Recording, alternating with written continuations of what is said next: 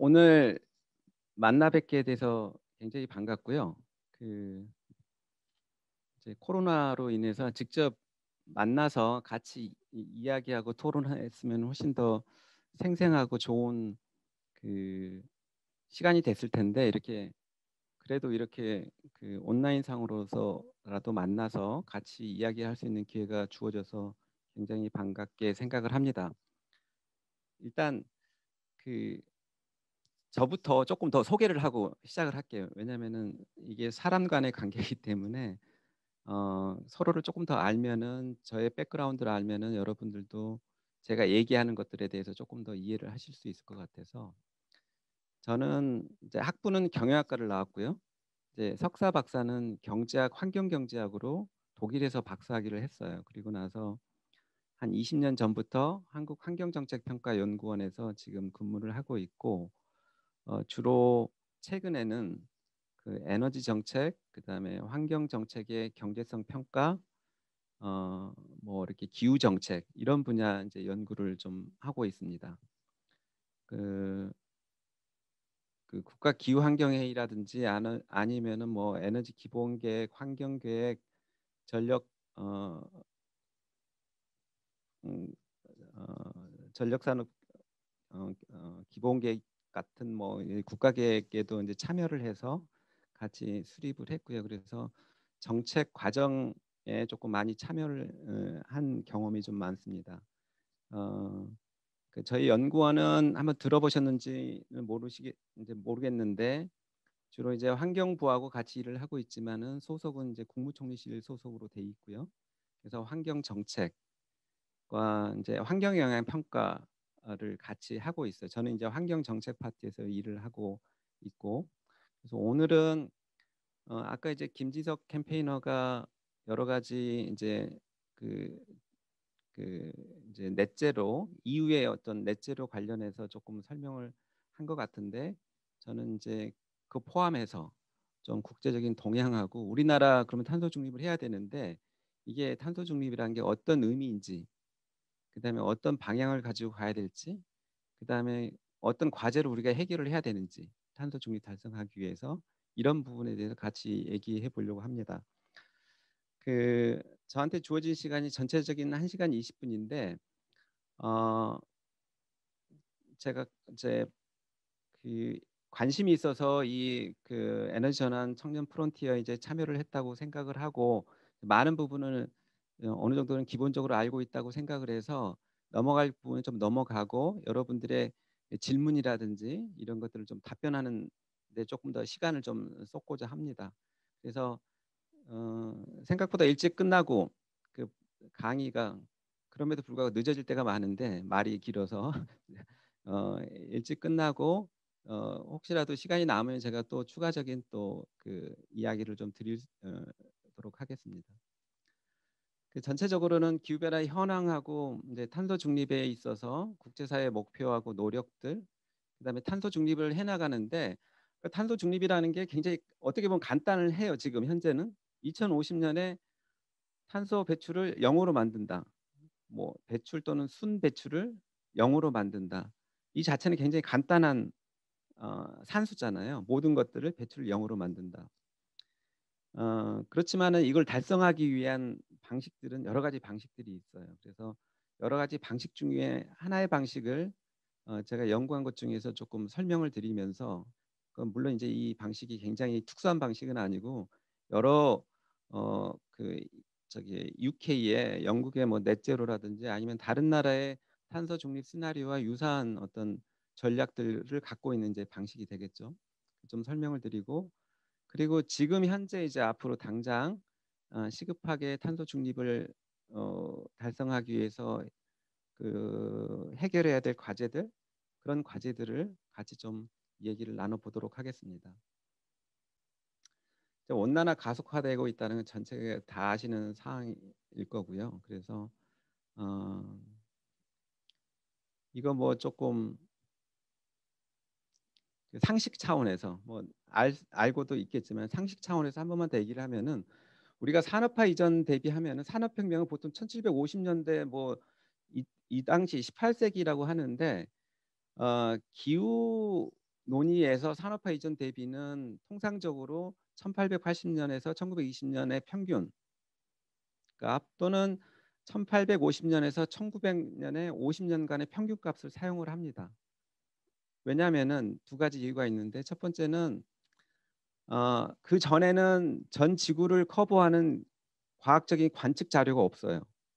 그렇기 때문에 우리가 알 수 있는 자료들이 최선의 자료들이 어느 정도 과학적인 관측이 계측을 했던 자료들이 이 당시 자료가 시작이기 때문에 이 자료를 쓰는 거고 통상적으로 기상은 굉장히 자꾸 매년 변하잖아요. 기상은 매년 최고 기온이 뭐 2, 3도씩은 반드시 변하고 있으니까 그래서 우리가 통상적으로 기후라고 하고 평균 온도를 쓰면은 30년 정도의 기간의 어떤 평균 온도를 씁니다. 그래서 40년, 50년 산업화 이전 대비 이 온도를 이렇게 쓰고 있고 그리고 그 이전에 갖고 있던 자료를 우리가 보더라도 18세기 그러니까 1700년에서 1800년 사이의 평균 기온이 지금 우리가 얘기하는 1880년에서 1920년 사이의 평균 기온에 비해서 거의 유사하거나 0.1도 정도 낮다고 판단이 돼요. 그렇게 이제 과학자들이 이제 판단을 하고 있는데 그래서 통상적으로 기후 얘기할 때 산업화 이전의 온도들은 1880에서 1920년 또는 1850에서 1900년 사이 평균 기온을 사용을 합니다.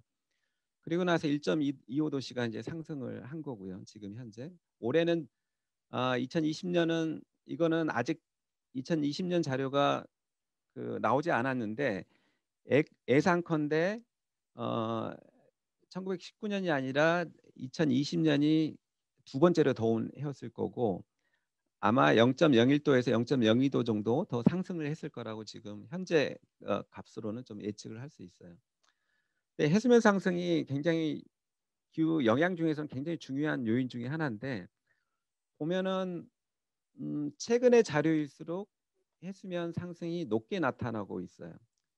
최근의 자료 이게 이제 2019년에 나온 IPCC 자료고 그다음에 IPCC 5차 보고서보다 이때 한 4년 뒤에 나온 5년 뒤에 나온 자료들이 해수면 상승을 더 높게 예측을 하고 있고 또 하나는 해수면 상승은 우리가 통상적으로 기후 얘기를 할 때 항상 2100년을 기점으로 보고 있는데 그때까지 1.5도 상승, 2도 상승, 4도 상승하는데 해수면은 1도, 2도 상승을 하더라도 지속적으로 다음 세기에도 증가를 합니다. 이게 무서운 거죠. 지속적으로 증가를 하는 것들이 있기 때문에 굉장히 어렵습니다. 그다음에 해수면 상승에 있어서 가장 중요한 요인은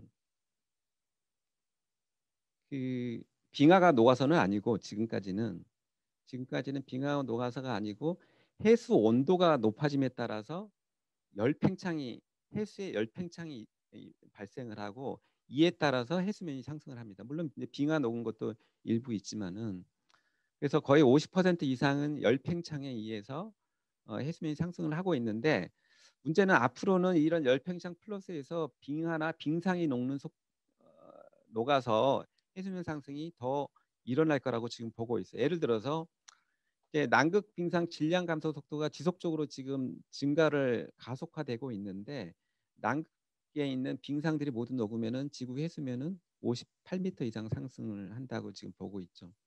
58m면은 어느 정도 될까요? 굉장히 높은 수준에 되겠죠. 왜냐하면은 이게 58m면은 그 뭐 얼마 안 돼 보이는데 지금 현재 우리가 갖고 있는 인프라들이 지금 현재 해수면에 맞춰져서 지금 건설이 돼 있어요. 예를 들어서 하수구. 자, 부산에서 하수를 처리하면은 그 하수구를 바다 쪽으로 쭉 내밀어서 하수를 내보내고 있거든요. 근데 이 하수구가 결국은 지금의 해수면에 맞춰져서 지금 내보내고 있는데 이게 이제 해수면이 더 높아지면은 하수구뿐만이 아니라 하수도 자체 역류하는 것들이 생기게 되겠죠. 그래서 모든 것들이 50cm, 1m만 올라가더라도 그 해안가에 있는 또는 저지대에 있는 모든 도시 인프라들을 다시 재설계하고 재구축을 해야 됩니다. 그래서 그런 어려움들이 있게 됩니다. 자, 국가별 온실가스 감축량은 다들 잘 아시다시피 우리나라가 한 12 정도를 하고 있어요. 전체 온실가스 배출량을 따지면은. 그러니까 순배출량 기준입니다. 롤로 CF를 포함한다는 거는. 근데 누적 배출량도 한 16위 정도 돼요.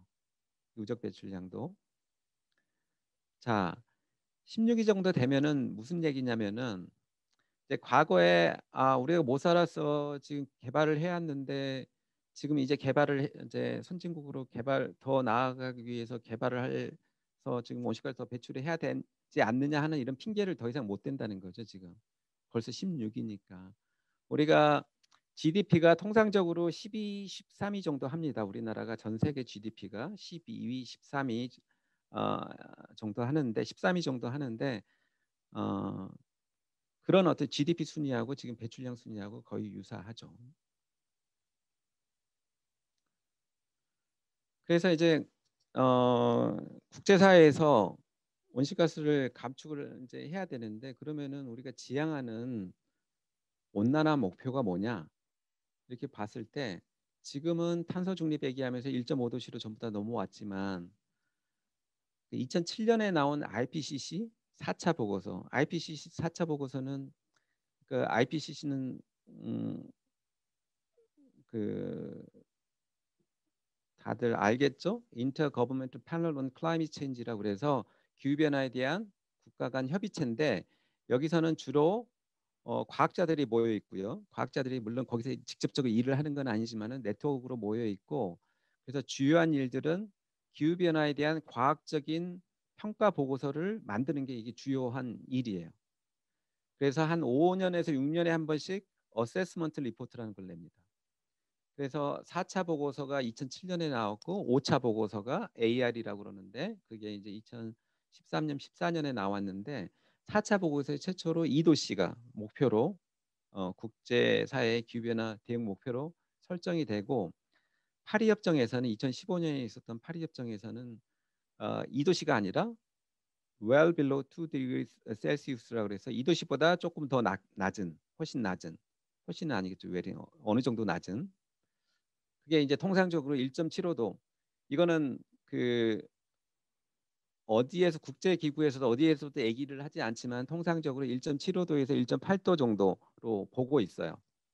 well below 2 degree Celsius는 조금 낮아졌죠. 근데 그러니까 파리 협정 자체가 사실은 2도씨를 지지하는 조금 개발 지형적 국가들하고 1.5도를 지지하던 EU를 포함한 어떤 기후 보호 국가들, 기후 보호 우선 국가들 사이의 타협의 산물입니다. 그러니까 EU 국가들은 파리 협정에다 1.5도씨를 목표를 놓고 싶었는데 반발이 심해서 이런 형태로 이제 타협이 된 거죠. 그래서 2018년에 이제 IPCC 1.5도씨 보고서가 나와서 그래서 이제 그 파리 협정이라는 거는 국가 간 그 UNFCCC라는 게 있죠. UN 국제연합 그다음에 Framework Convention on Climate Change 이게 결국은 국제 기후 변화 UN 기후 변화 협약인데 1992년에 이제 체결이 되고요. 이 협약이 거의 모든 국제적인 기후 변화 협상이라든지 협력이라든지 이거를 규정을 하고 있습니다. 그래서 이 협약 프레임워크 컨벤션의 당사국들 파티라고 그러는데 당사국들의 총회가 매년 있고 2015년에 있었던 파리에서 있었던 총회에서 파리 협정이 이제 채택이 되고요. 근데 그 파리 협정에서 아까 말했듯이 그 기후변화 변화 목표 1.5도에 대한 논의가 있었는데 채택은 되지 못합니다. 다만 여기에서 IPCC에 요청을 하죠. 1.5도하고 2도씨의 차이에 대해서 과학적인 차이에 대해서 보고를 해달라. 연구를 해서 보고를 해달라. 그래서 나온 게 2018년에 IPCC 1.5도씨 특별보고서 스페셜 리포트가 나오고 이 IPCC 1.5도 보고서는 1.5도가 로 기후변화 목표를 상향을 해야 된다. 이런 어떤 결론이 되겠죠. 2도보다는 1.5도가 훨씬 더 기후 안전에 인류의 그 안전에 이제 도움이 된다. 이런 어떤 내용들을 담고 있었고요.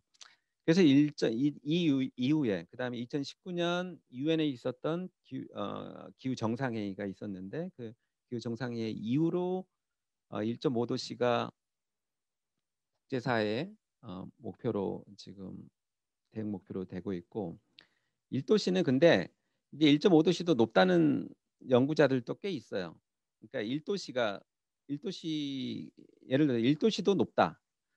그러니까 지금이 간빙기, 빙하기 사이에 있는 간빙기인데 지금이 홀로슨이라는 간빙기예요, 지금이. 근데 지금의 간빙기 이전에 그러니까 빙하기 한번 걸치고 나서 그 이전 간빙기가 에미안기라고 있어요. 그 에미안기의 평균 온도가 산업화 이전보다 1도 정도 높은데 그때 평균 해수면이 6에서 9m 정도 지금 해수면보다 높다는 거죠. 그러니까 1도씨가 우리가 지속이 되면은 300년, 400년, 500년이 지나면은 해수면이 6에서 9m 올라간다는 거예요, 지금보다. 그러니까 그렇기 때문에 1도 정도도 높은 수준이다. 이런 어떤 연구자들도 있습니다. 자, 그래서 아까 이제 1.5도씨 보고서에서 이제 얘기를 했죠. 그래서 결국은 그 이게 빨간색이 여기 와야 되는데 이게 이쪽에 와 있네 지금. 그래서 1.5도씨를 달성을 이제 하려면은 결국은 남아 있는 그 우리가 인류가 배출할 수 인위적으로 배출할 수 있는 남아 있는 배출량이 얼마인가 2018년부터 그게 7,700억 톤, 50% 정도로 1.5도씨를 확률로 가능성으로 1.5도를 달성하기 위해서. 또는 이건 너무 이제 그 가능성이 낮기 때문에 한 통상적으로 67%, 한 3분의 2의 가능성으로 1.5도를 달성하려고 그러면은 앞으로 남아 있는 배출량이 5,700억 톤밖에 안 된다. CO2가 이런 어떤 결론들이 나오죠. 그러면 이 남아 있는 것들을 이제 각 국가별로 나눠 가져야 되겠죠. 이 배출량을. 그래서 이제 1.5도씩 보고서에 따르면은 1.5도로 가기 위해서는 우리가 가기 위해서는 그럼 온실가스 배출을 어떻게 해야 되냐? 아까 이제 5,700억 톤을 어떻게 배분을 하느냐가 문제겠죠. 그러니까 여기 밑에 있는 어, 이 밑에 있는 부분들이 전부 다 합하면은 이게 수학적으로는 이게 적분이 되겠죠. 이게 전부 다 적분을 하면은 이 면적이 결국은 5,700만 톤, 어, 5,700억 톤 정도가 되는 것들이죠. 그래서 여러 가지 이것들을 달성할 수 있는 것들이 있는데 대부분은 보면은 넷제로 달성하는 거, 배출이 순제로가 되는 것들이 2050년이 돼야 된다는 거죠. 자, 근데 이거는 글로벌한 거예요. 전 지구적으로 글로벌한 탄소 중립을 우리가 2050년에 해야 된다는 겁니다. 2030년에는 한 45%를 감축을 해야 되고요. 그리고 이제 이렇게 가야 되는데 이제 1.5도를 하면 이렇게 뚝뚝뚝 떨어져야 되는데 그러면 현재 우리가 배출하고 있는 건 어떠냐? 우리가 그리고 아까 파리 협정에 따라서 세계 각국은 2030년 감축 목표를 또는 배출 목표를 전부 다 유엔에 제출하게 돼 있습니다. 그걸 NDC라고 그러는데 NDC Nationally Determined Contribution이라 그래서 자발적으로 제출하게 돼 있는데 근데 문제는 이런 어떤 국가가 현재 세계 각국이 목표로 하고 있는 감축량 또는 배출량을 전부 다 합하면은 2100년에 1.5도는 택도 없고 3도씨, 3.2도씨까지 올라간다는 그런 어떤 수준의 지금 배출량을 보이고 있는 거예요. 현재 목표는. 그래서 실제로 2050년 것도 중요하지만 2030년 목표를 상향한다. 그러니까 이게 이제 국제적으로 굉장히 큰 논의가 되고 있습니다. 뒤에 잠깐 설명을 드리겠지만은 바이든이 굉장히 강조를 하고 있는 건 2050년에 넷제로가 중요한 게 아니라 2030년에 영어로 하면은 앰비션이라고 그래요. 그러니까 2030년 앰비션 인핸싱이라 인핸싱 앰비션. 앰비션을 높이는 거가 그게 이제 2030년 감축 목표를 높이는 게 국제적으로는 훨씬 더 중요한 아젠다로 당장 해야 될 아젠다로 지금 돼 있습니다. 자, 그러면은 아까 5,700억 톤을 어떻게 국가별로 나누느냐? 뭐 여러 가지 원칙들이 있겠지만은 뭐 이건 조금 이게 아까 말했던 유엔 규변의 협약에 나와 있는 것들이에요. 그래서 이퀄티에 기반을 해서 형평성이 되겠죠. 그다음에 common but differentiated responsibility. 결국은 differentiated responsibility를 우리가 봐야 되고 그다음에 capability도 같이 봐야 된다. 이런 것들을 이런 어떤 원칙들을 감안을 해서 각 국별로 배분을 하는 거죠. 형평성은 예를 들어서 1인당 온실가스 배출량이 똑같게끔 책임 같은 경우는 누적 온실가스 배출량을 기준으로 분배를 한다든지 역량 capability는 국민 소득이라든지 뭐 1인당 GDP라든지 뭐 이런 것들을 감안해서 배분을 하게 됩니다. 그래서 배분에는 여러 가지 방식이 있는데 하나의 방식이 있는 건 아니고 사람들마다 연구자들마다 기관마다 다 다른 방식들을 취하고 있어요. 그래서 뭐 이건 한번 그냥 시간적으로 안 돼서 한번 읽어보는 걸로 하고요. 그러니까 뭐 그냥 한번 해보고 그다음에 그러니까 이거는 제가 이제 연구한 거 뒤에 제일 마지막에 조금 참고문에 좀 나와 있는데 제가 이제 2019년에 연구한 거에 따르면은 우리나라도 여러 가지 기준을 가지고 해봤을 때 거의 2050년에 1.5도를 달성하기 위해서는 카본 버짓이 거의 0이 되든가 아니면은 마이너스 배출을 해야 된다. 마이너스 배출을 해야 된다는 이런 결론들이 나옵니다. 그러니까 그 탄소 중립은 사실은 어떻게 보면은 굉장히 미니멈일 수도 있어요. 우리나라도. 전 세계는 어떻게 될까요? 이거는 그 카본 액션 트래커라고 그래서 어떤 민간 단체예요. 민간 연구 단체가 제시를 하는 1.5도씨 대응하기 위해서 각 국가별 탄소 예산을 뽑아본 거예요. 여기는. 근데 이게 나중에 한번 찾아보세요. 관심 있으면은 카본 액션 트래커라고 그래서. 근데 이게 이 사람들이 하는 방식이 아까 말했던 IPCC 그 AR 어세스먼트 리포트의 방식하고 똑같아요. 어세스먼트 리포트 주저자들이 여기 CAT를 만든 사람들이에요. 그래서 그냥 그냥 뭐 오너무된 기관이 아니라 굉장히 국제적으로는 이런 논의 과정을 주도하고 있는 기관의 연구 결과이기 때문에 거의 이제 그 IPCC 리포트에도 거의 유사한 이제 결과들이 실릴 겁니다. 다른데 보면은 전부 다 선진국들은 중국이나 인도는 2050년에 탄소 중립할 필요 없다고 나와요.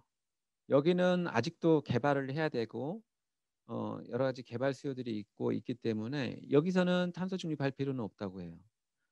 선진국들에서 마이너스를 해줘야 됩니다. 여기는 탄소 중립 언제 돼야 돼요? 2040년 이전에 전부 다 돼야 됩니다. 2040년 이전에. 어떤 데들은 여기는 일본은 2030년 이전에 돼야 돼요. 그래서 뒤에 잠깐 얘기를 하지만 미국, EU, 일본 그다음에 우리나라까지 2050년 탄소 중립을 하는데 우리나라 조금 봐준다고 하더라도 이거는 굉장히 페어한 거는 아닙니다. 2040년에 하겠다고 그래요.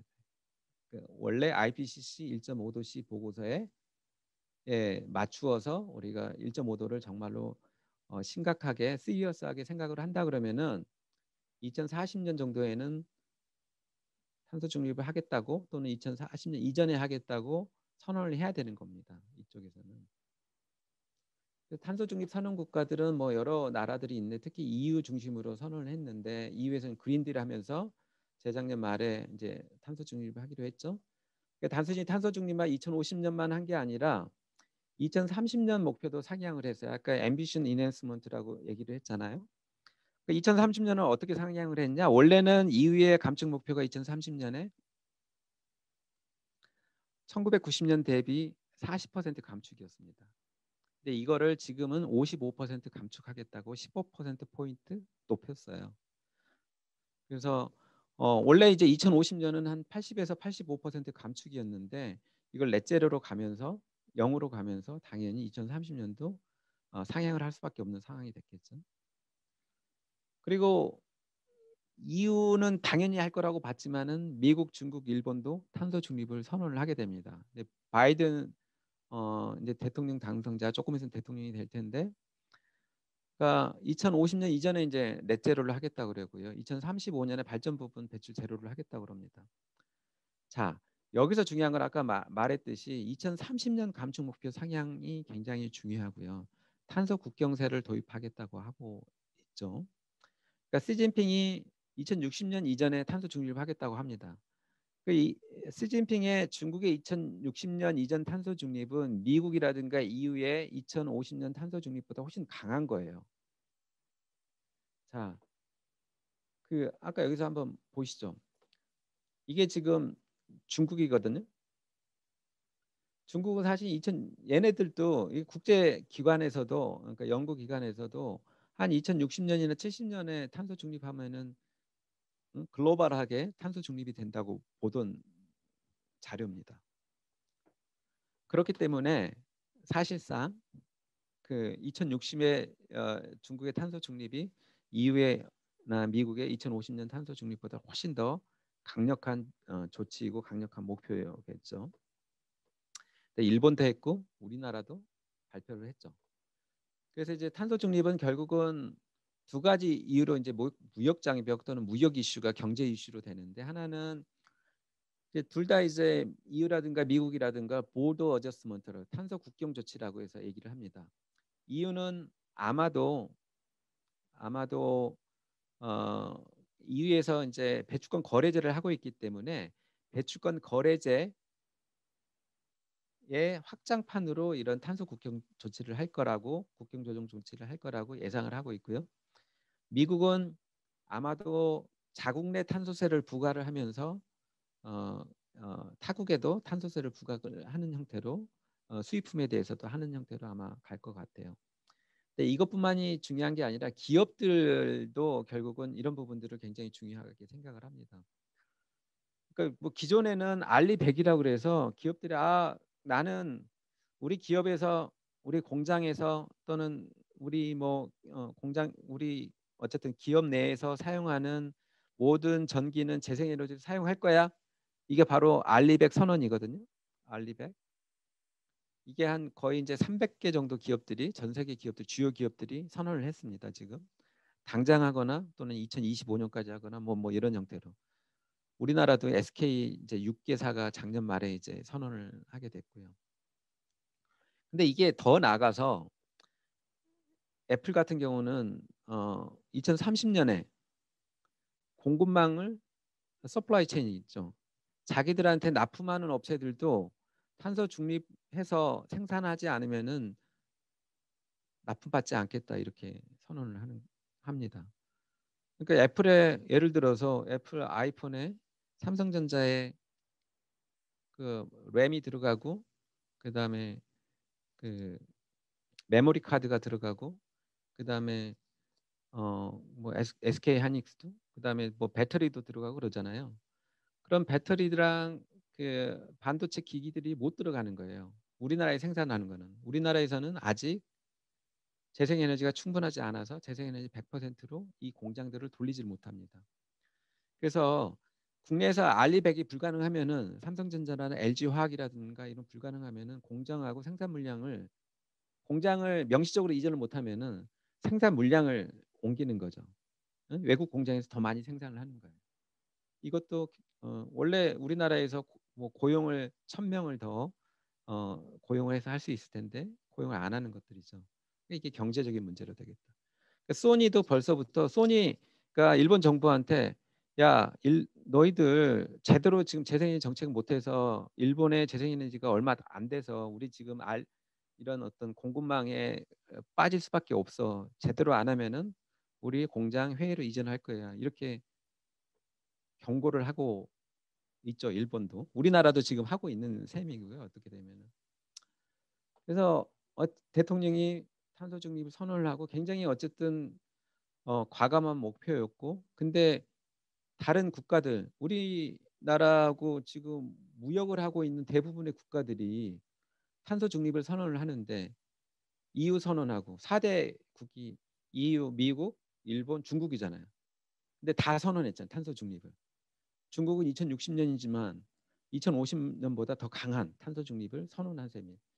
자, 4대 무역국이 전부 다 탄소 중립을 선언한 상황에서 우리가 안 할 수는 없는 거죠.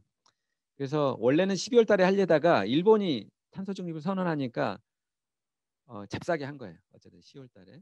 그래서 이게 굉장히 중요한 거는 단순히 2050년 탄소 중립을 선언한 것뿐만 아니라 임기가 얼마 안 남았지만 임기 내에 그래도 뭘 좀 하겠다. 2030년 감축 목표도 임기 내 상향을 추진하겠다. 이렇게 얘기를 합니다. 이건 굉장히 조금 더 급진적이고 굉장히 조금 더 과감한 조치인 것 같아요. 자, 그러면은 탄소 중립을 하면 온실가스를 줄여야 되는데 그러면은 우리나라에서 온실가스가 어디서 제일 많이 나오느냐를 일단 봐야지 어디를 줄일 수 있잖아요. 대부분은 에너지 연소 과정 중에서 나옵니다. 에너지 연소 과정 중에서 그 CO2가 되잖아요. 그러니까 화학적으로는 주로 화석 연료에 있는 C가 화석 연료에 이제 탄소가 많이 붙어 있잖아요. 화석 연료에. 그래서 화석 연료에 있는 C가 공기 중에 있는 O하고 만나서 연소 과정 중에서 연소라는 게는 산소가 개입되는 과정이라서 CO2가 되는 거죠. 그래서 대부분은 에너지 연소 과정 중에서 이렇게 나옵니다. 그렇지만 산업 공정 중에서도 나와요. 여기서 대부분은 어디서 나오냐면은 산업 공정 중에서 대부분은 시멘트에서 나와요. 왜냐면은 시멘트가 그 석회석이잖아요. 결국은 시멘트가 그 석회석에 근데 그 순수하게 석회만 있는 게 아니라 칼슘만 있는 게 아니라 CA만 있는 게 아니라 거기에 탄소가 붙어 있어요. 석회석에. 그래서 시멘트를 만드는 과정 중에서 그 석회석에 있는 C를 탄소를 제거를 할 수밖에 없습니다. 그러면 그 제거된 탄소가 결국 CO2로 나오게 돼요. 그래서 공정 중에 산업 공정 중에 이거는 연소를 과정 중에 아니라 공정 중에 나오게 됩니다. 그래서 시멘트에서 주로 나오게 되고요. 그래서 대부분은 에너지 연소하고 결국은 시멘트 산업에서 지금 나오게 돼 있는 것들이죠. 그래서 결국은 에너지 부분에 전환이 있지 않고서는 결국 또는 산업 부분 전환이 있지 않고서는 탄소 중립은 불가능하다. 우리나라 전체 온실가스 배출량의 87%가 에너지 연소 과정 중에 나오게 됩니다. 그래서 대부분의 이제 그 탄소 중립 에너지 전환 하기 위해서는 어느 나라건 또는 어느 연구기관이든 가장 핵심은 이 앞에 세 가지예요. 에너지 수요를 줄이자. 그런 전략을 하든지 에너지 효율을 개선을 하든지 에너지 수요를 디맨드를 최대한 줄여놓자. 그러니까 줄인 에너지는 가급적이면 전기로 쓰자. 왜냐하면은 재생에너지가 탄소가 나오지 않는 재생에너지를 이용하는 가장 좋은 방식이 전기에너지이기 때문입니다. 그래서 가급적이면은 수요는 전기화시키자. 과거에는 전기에너지로 전기화시키는 걸 굉장히 안 좋게 생각을 했습니다. 왜냐하면은 화석연료 같은 경우는 그 화석연료 그 석유라든지 석탄이 갖고 있는 또는 가스가 갖고 있는 에너지량에 기껏해야 40% 정도만 전기로 만들 수가 있어요.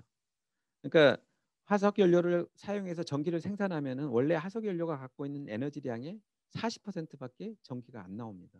전환 과정 중에 손실이 너무 많아요. 근데 재생에너지는 전환 과정 중에 손실이 없습니다.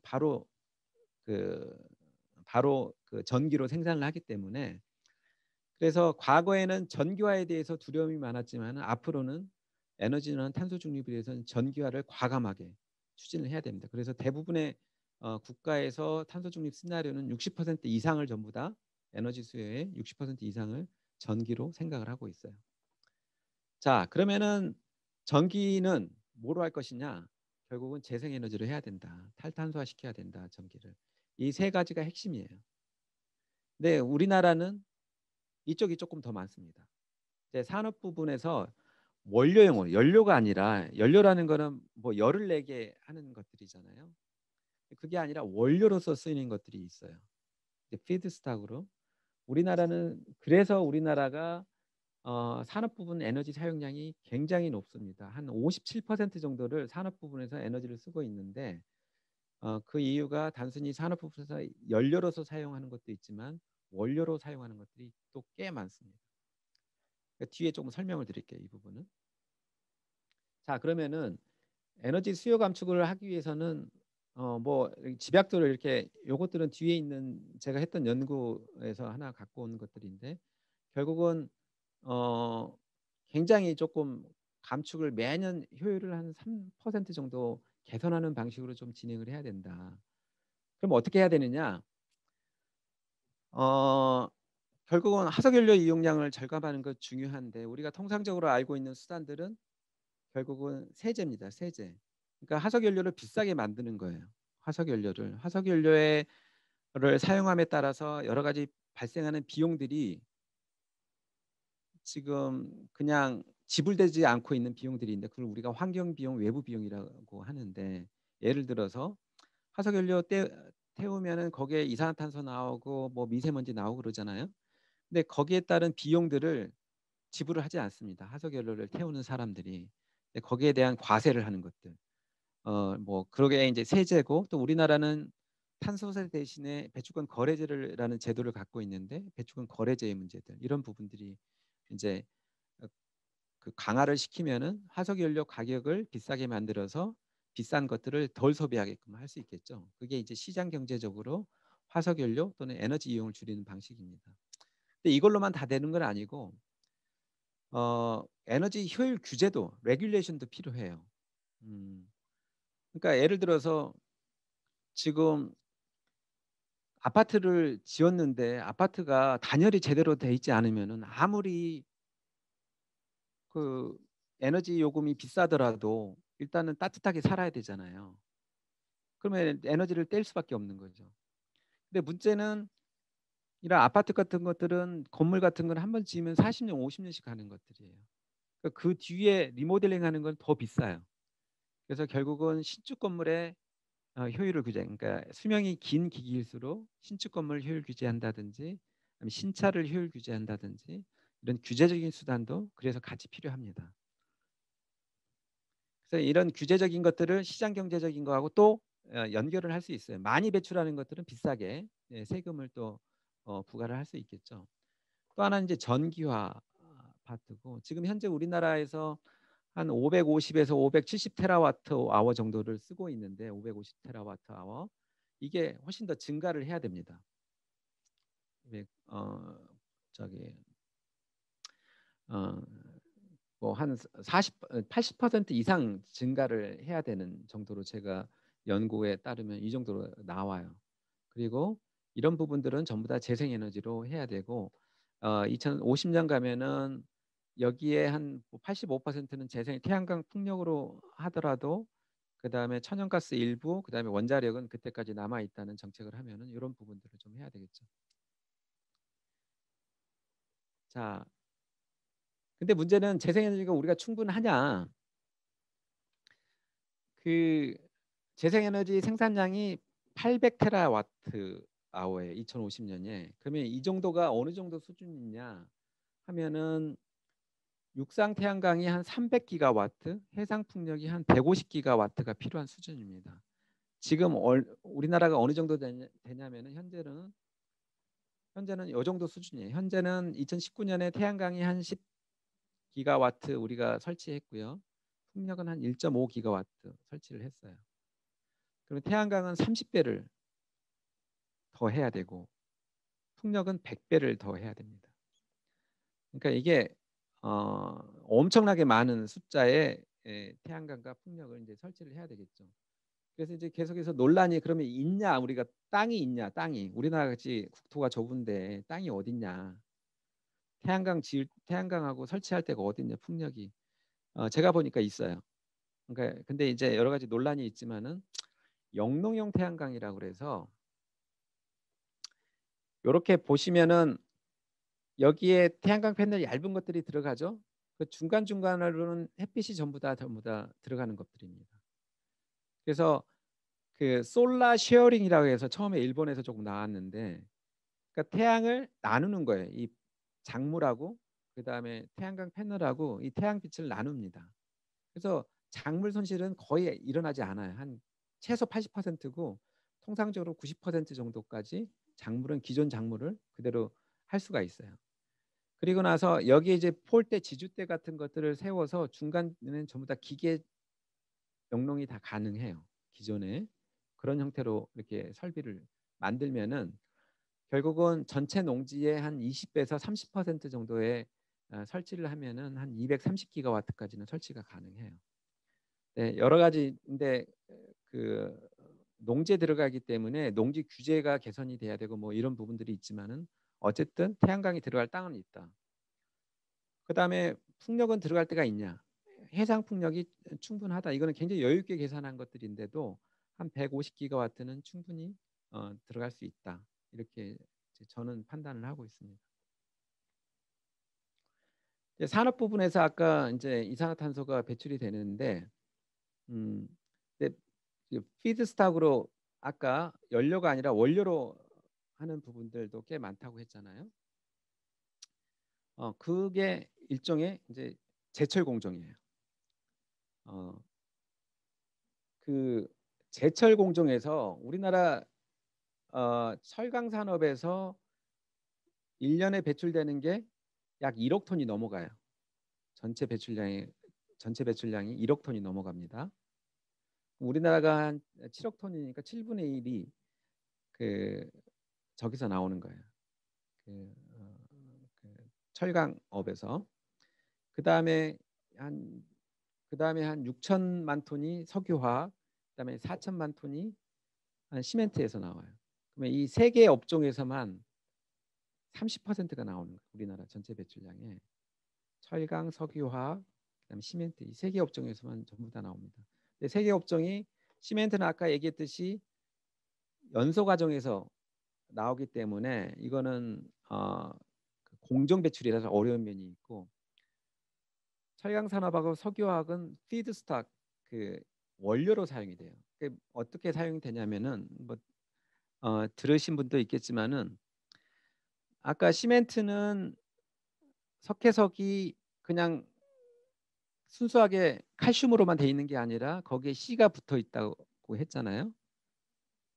근데 철광석은 뭐가 붙어 있냐면은 철광석의 원자기구 Fe잖아요. Fe에 뭐가 붙어 있냐면 산소가 붙어 있어요. 산소가. 그러니까 산화철 형태로 돼 있습니다. FeO로 돼 있어요.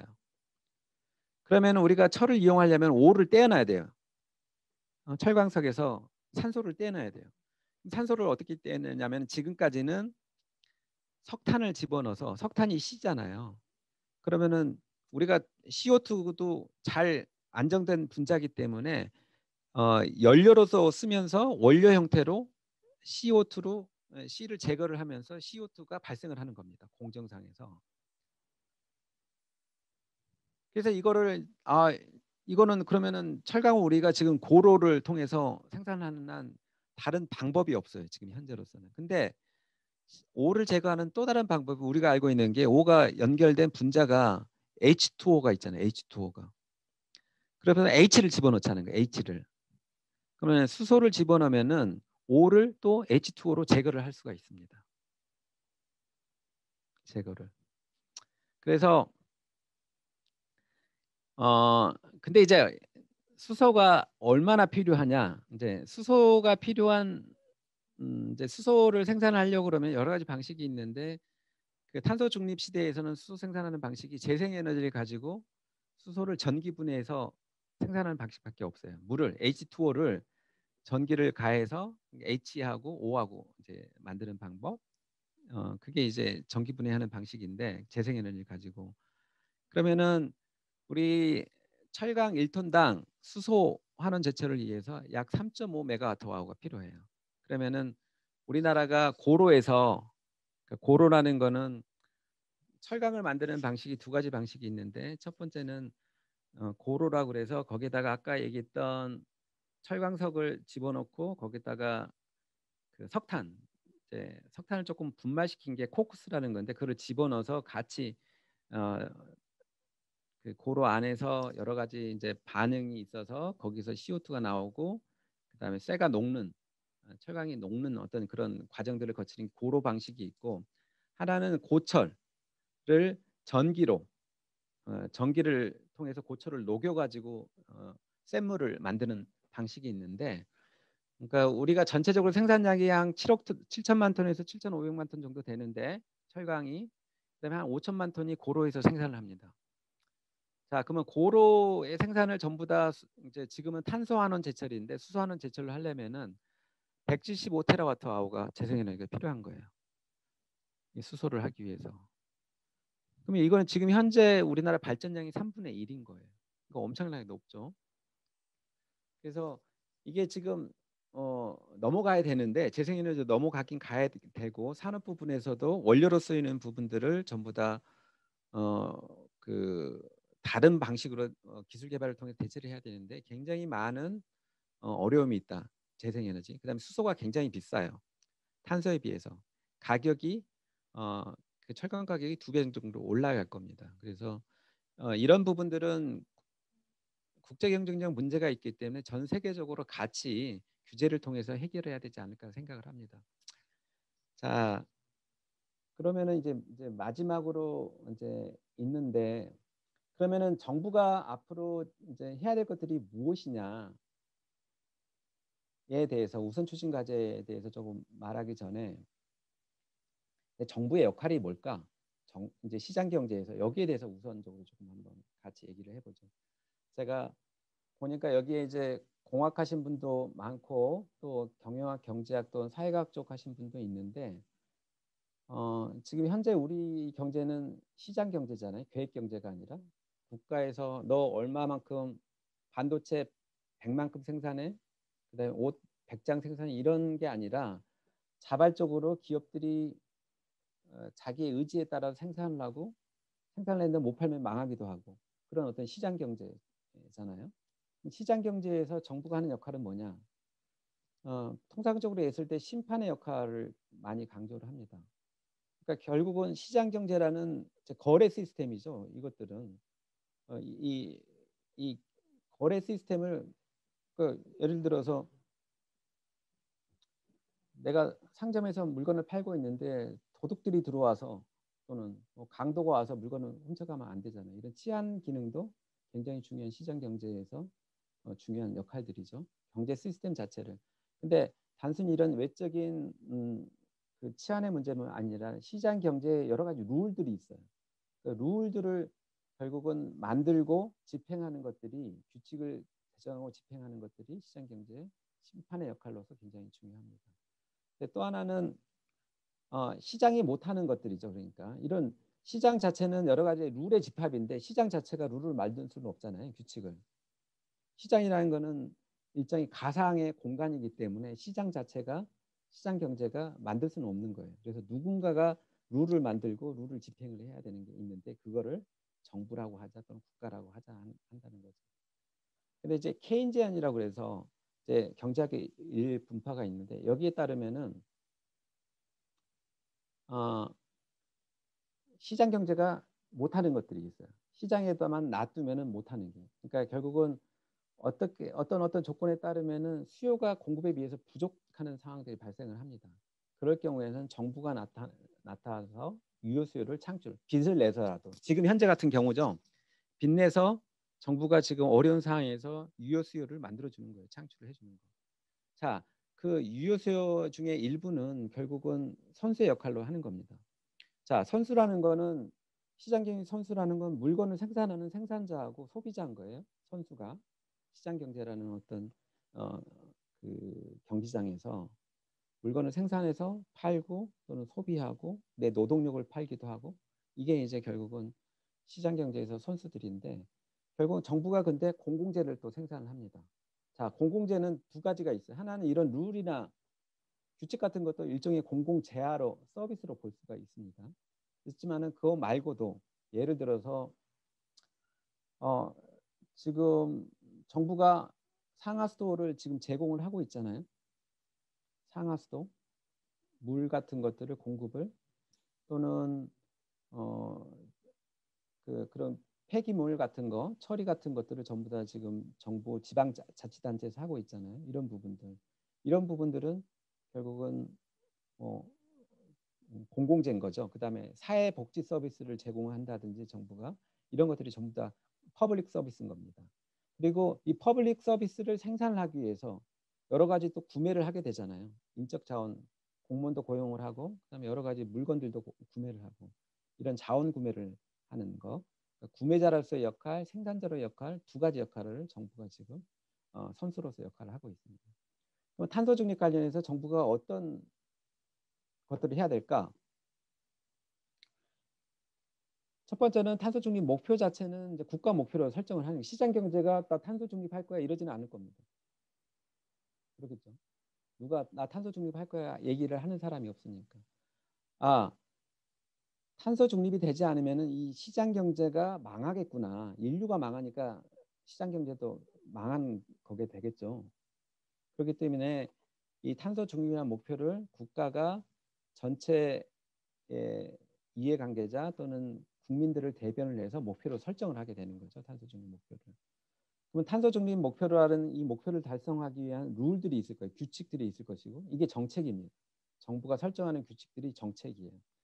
정책이란 건 뭐냐면은 본인이 직접 하는 건 아니 한해서는 기업들이 하고 국민들하고 탄소 중립 목표 달성을 위해서, 그러니까 온실가스를 적게 배출하는 상품을 생산하고 소비하도록 유도하는 수단들인 거예요. 이거는 아까 얘기했듯이 규제들도 있을 수가 있고 이런 룰들이 세금 또는 보조금, 돈을 줘서도 할 수 있겠죠.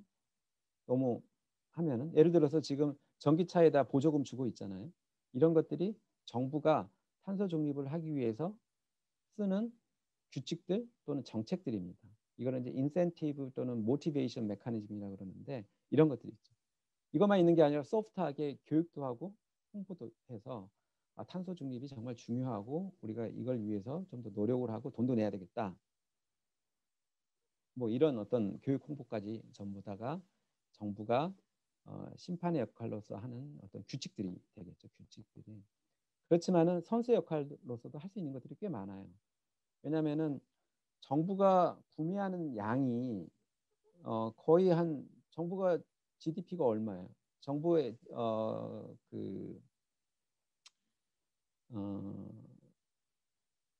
정부 예산이 전체 예산의 전체 GDP의 약 20%, 25% 정도를 차지합니다. 우리나라 20% 정도, 20에서 25% 정도를 차지를 하는데 이만큼 사실 구매를 한다는 거예요. 그럼 구매할 때 저탄소 제품이면 이제 안 살 거야. 녹색 구매. 그러니까 그런 어떤 정책들을 취하면은 굉장히 탄소 중립에서의 선수의 역할로서도 탄소 중립의 역할을 할 수가 있겠죠. 근데 여기서는 주로 뒤에 얘기할 것들은 이런 선수의 역할이라기보다는 심판의 역할에서 어떤 정책을 할 것이냐. 자, 우선은 일단은 탄소 중립 달성을 위해서 준비를 체계하는 작업들이 필요해요. 이게 이제 정부가 지금 마련한 계획들입니다. 이 부분들은 먼저 2050년 탄소 중립을 어떻게 달성할 것이냐. 아까 그 제가 제시했던 그 시나리오에는 CCS는 없어요. 그러니까 이산화탄소를 포집하고 저장하고 이용하는 어떤 기술은 거기 들어가 있지 않습니다. 근데 그게 굉장히 중요할 수도 있어요.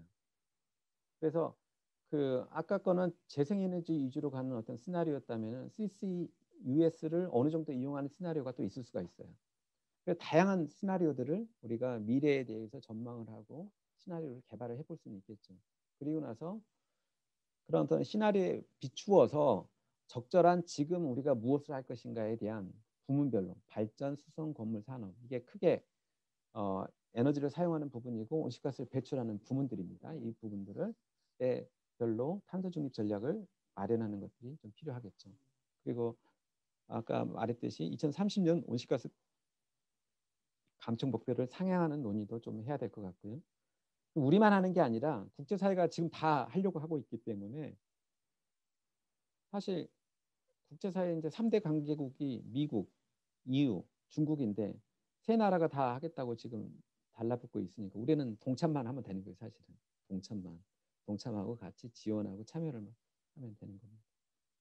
자, 이런 부분이 전체적인 큰 이제 일반론이라면은 구체적으로는 뭘 할 것이냐? 구체적으로는 우리가 좀 고민을 지금까지는 그린 뉴딜이라는 우리 정책들을 갖고 있었는데 그린 뉴딜도 탄소 중립을 목표를 하고 있었습니다. 정부가 내세운 계획에는.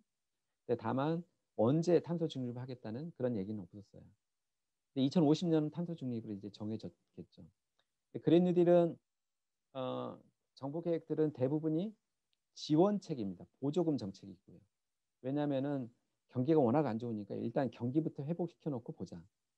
경기를 리커버리 하는데 회복시키는데 녹색으로 리커버리 하자. 이게 이제 그린 뉴딜의 핵심 정책입니다. 근데 그린 뉴딜은 그보다는 좀 더 큰 얘기들이죠. 사실은 장기적인 경제사회 시스템의 전환을 내세우는 게 그린 뉴딜인데 그런 부분에서 탄소 중립이 2050년에 필요한 것이고 그러기 위해서는 단순히 지원책만은 안 되고 아까 얘기했듯이 규제 정책도 반드시 필요하다.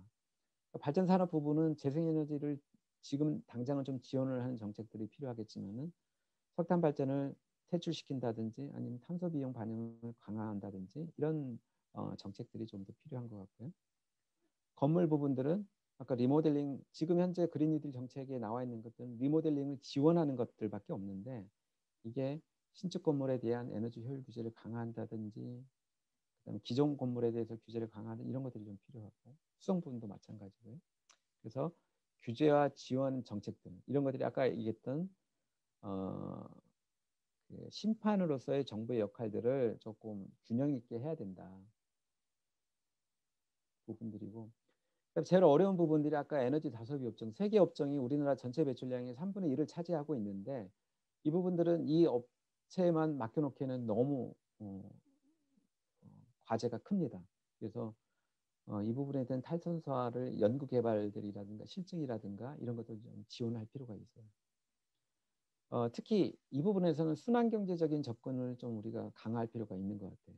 예를 들어서 아까 석유화학 부분에서 우리가 한 6천만 톤 나온다고 그랬잖아요. 5, 6천만 톤, 6천만 톤 정도 나온다고 치면은 우리가 플라스틱을 반으로 줄이면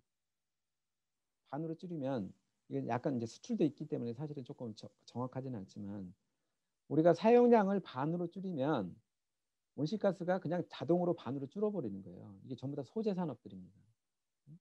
시멘트 사용량을 우리가 반으로 줄이면 시멘트 사용량을 반으로 줄이면은 온실가스 배출이 당장 반으로 줄어들어 버리는 거예요. 그만큼 쉬운 게 없잖아요. 그래서 이런 어떤 순환 경제적인 서큘러 이코노미 관점에 또는 전략 그 자원 전략 관점의 접근 방식이 온실가스 감축에 있어서 특히 탄소 중립에 있어서 굉장히 중요해졌습니다. 과거에는 순환 폐기물하고 탄소하고 이제 연관시키는 것들은 뭐였냐면은 기껏해야 그 매립하고 소각할 때 나오는 가스들을 또는 열을 이용을 해서 발전을 한 번 더 한다. 그래서 열을 해소하고 가스를 이용을 해서 가스 발전을 해서 에너지를 해소한다. 이런 정도 개념이었어요. 탄소하고 연결시키는 게. 근데 지금은 훨씬 더 중요한 방식으로 지금 연결이 됩니다. 그리고 이제 중요한 거는 이런 모든 과정들이 탄소 중립으로 가는 과정들이 결국은 어려운 과정이에요. 어떤 세상에 모든 사람들이 다 위너면은 문제 없잖아요. 근데 위너일 수가 없겠죠. 그러니까 루저가 있을 수밖에 없습니다. 그 루저를 같이 데리고 가는 것들. 그래서 이제 이제 EU라든가 미국에서도 이런 원칙들을 굉장히 중요하게 생각해요. 정의로운 전환이라고 그래서 공정 전환 또는 정의로운 전환에서 leave no one behind. 그러니까 누구도 뒤에 남겨놓지는 않겠다. 전부 다 같이 루저들도 보상해 가면서 이 피해를 받는 지역 산업 노동자들에 대해서도 어떤 다른 프로그램들 지원 프로그램을 통해서 같이 가겠다. 이런 것들이 중요한 원칙으로 지금 이야기들을 하고 있고 우리나라도 이런 원칙에 따라서 가야 될 겁니다. 그래서 이 부분은 제가 주로 이제 했던 그 특별하게 이제 인용된 것들은 문헌 인용된 것들을 하는데 한 번씩 보시면은 제가 했던 자료들이고요. 제가 조금 더 일찍 끝내려고 했는데 역시 하다 보니까 좀 시간이 길어졌네요. 자, 질문 있으면은 질문 하시죠.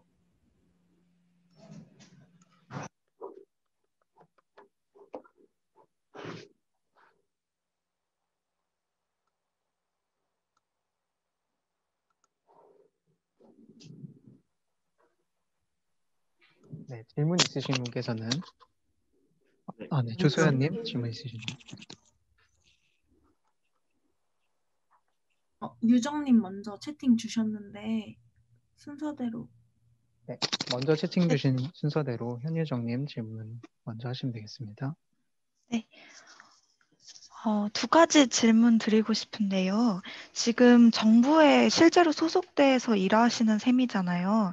그러면 가까이서 뭔가 자꾸만 뭔가 공격적으로 좀 더 적극적으로 전환이 잘 이루어지지 않는 그런 모습들을 많이 보실 것 같은데 어떤 점들이 있었는지 조금 궁금하고요.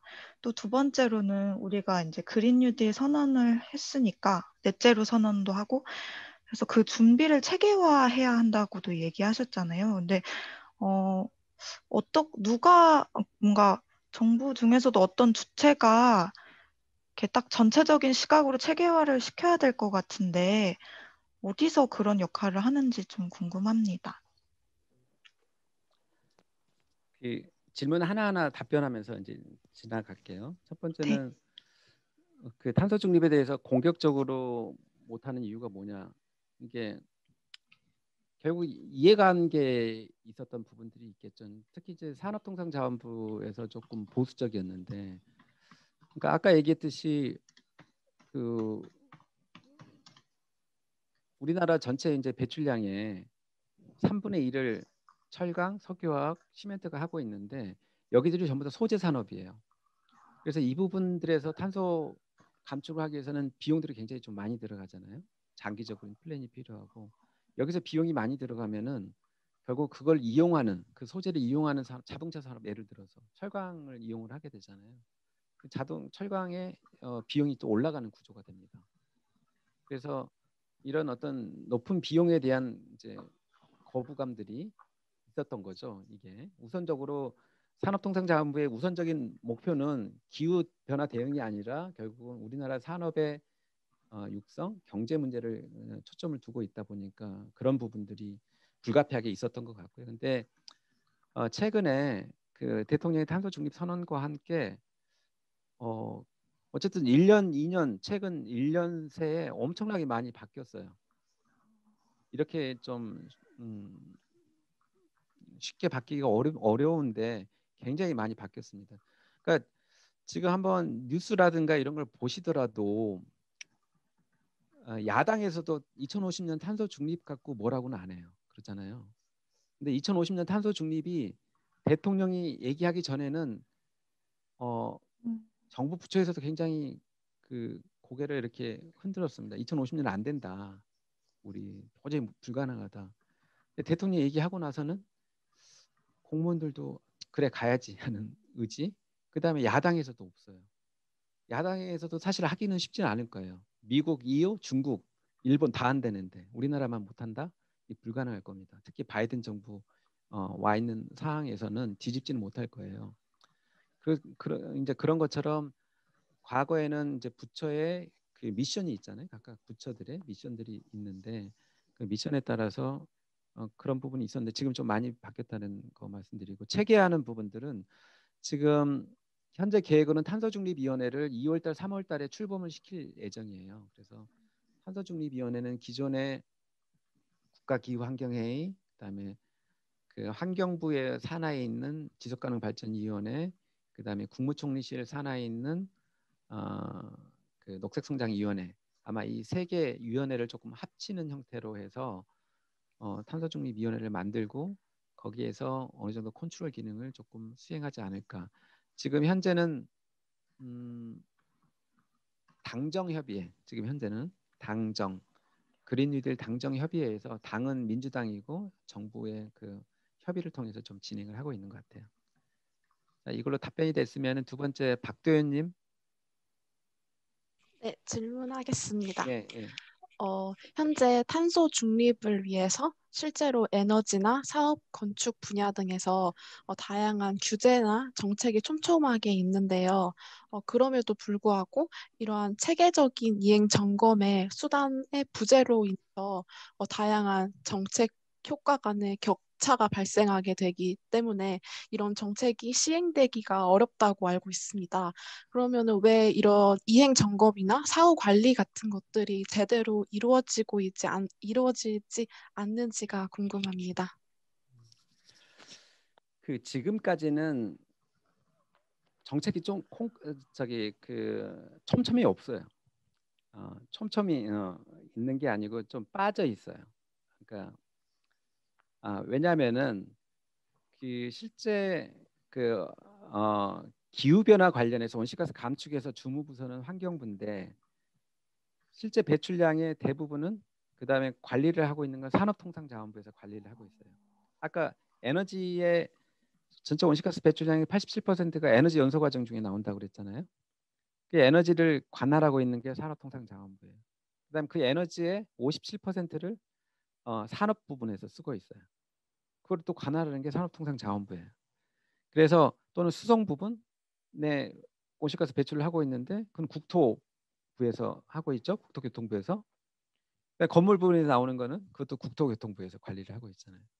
네, 각각에서 규제적인 수단들을 조금 필요한 수단들이 제가 봤을 때는 좀 적절하게 아직 시행이 입안되지 않고 있고, 그래서 아까 제가 그 적정 믹스가 필요하다, 정책에 적정 팔러스 믹스가 옵티멀 팔러스 믹스가 필요하다는 얘기를 하는 것도 지금 규제적인 정책이 너무 조금 부족해요. 그래서 아까 이제 그 제로 에너지 하우스 규제 같은 경우도 일부 하고 있는데 아주 일부 하고 있는데 일부 대상이고 너무 천천히 지금 진행이 돼요. 그다음에 강도도 굉장히 낮습니다. 그래서 그런 것들을 좀 더 강도를 높이고 대상을 확대하고 이런 전략들이 좀 필요한 거죠. 물론 이제 이런 것들이 조금 촘촘히 하게 되면은 이행 점검을 꼭 반드시 해야 되겠죠. 그런 부분들이. 근데 아직은 이행 점검을 논하기보다는 시행되지 않고 있는 이런 어떤 정책들이 더 많은 것 같아요. 네, 됐으면 그다음에는 조서연님. 네. 저 에너지 전환 그 수요 감축 분야 설명해 주신 부분에 대해서 질문 드리겠습니다. 그 석탄 발전 비용 외부화 문제를 해결하기 위해서 탄소세 부과 말씀해 주셨는데, 그러면 소비자의 수요가 친환경 에너지로 유도될 수 있도록 친환경 에너지를 선택해서 사용할 수 있는 시스템이 정책적으로 마련될 수 있는 가능성이 혹시 있을까요? 그래야 되겠죠. 그러니까 지금 현재 근데 소비자가 소비하고 있는 에너지의 대부분은 전기잖아요. 집에서는. 그렇죠. 그래서 집에서 소비자가 소비를 하려면은 지금 이제 아마도 녹색 요금제라고 그래서 재생에너지를 생산해서 만든 에너지를 이제 소비하는 그런 요금제를 이제 도입을 해야 되는데 그런 부분들이 지금 논의가 되고 있고 아마 기업 부분들은 지금 할 수는 있어요. 근데 지금 소비자까지는 좀 안 들어 있고 지금 현재 우리와 같은 소비자 말고 조금 좀 기업들이라든지 이런 부분들을 좀 생각을 해보면은 이런 부분들이 있겠죠. 자, LNG 가스하고 석탄하고 중요하고 에너지를 쓰는데 열을 내기 위해서 기업들이 에너지를 쓰는데 온실가스가 제일 적게 나오잖아요. 또는 다른 미세먼지 제일 적게 나오는데 비싸요. 그렇기 때문에 석탄을 좀 많이 씁니다. 석탄을 쓰는 기업들도 많이 있어요. 그러면 석탄의 미세먼지라든가 또는 온실가스에 따른 피해 비용을 석탄뿐만 아니라 뭐 가스에서 부과를 하더라도 가스는 조금 부과를 하게 되고 석탄은 많이 부과하겠죠. 그런 경우에는 결국은 에너지 상대 가격, 석탄 가격하고 LNG의 최종 가격들의 이제 비를 바꿔주는 거기 때문에 에너지 선택에 영향을 미칠 수 있을 겁니다. 그런 부분에서. 근데 지금 현재 우리가 개인이 사용하고 있는 에너지는 거의 지금 전기 에너지이기 때문에 우리가 현재는 선택권이 조금 없어요.